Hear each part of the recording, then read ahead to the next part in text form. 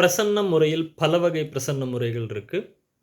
சோழி பிரசன்னம், தாம்பூல பிரஷ்னம், ஜாமக்கோல் பிரஷ்னம், தேங்காய் பிரசன்னம் பல முறைகள்.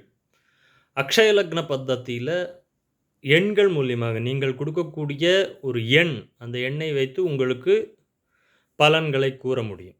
ஜாதகமே இல்லாத நபர்களுக்கு என்ன பண்றது? எனக்கு ஜாதகம் இல்லைங்க. அப்படிங்கிறப்ப என்ன பண்ண முடியும்னா, பிரஷ்னம் பார்த்து அந்த பிரஷ்ன காலத்தில அதற்கு ஒரு லக்னம் கழித்து, அதன் வழியாக உங்களுக்கு பலன் சொல்ல முடியும். கண்டிப்பாக பிரஷ்னம் துல்லியமான பலன்களை குடுக்கக்கூடியதாக இருக்கும்.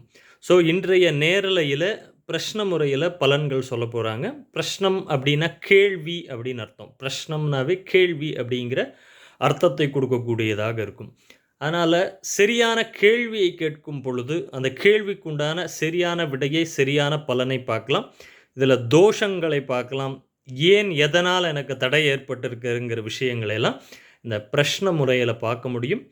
இதை அனைவரும் பயன்படுத்தி பயன்பெறுமாறு கேட்டுக்கொள்கிறோம்.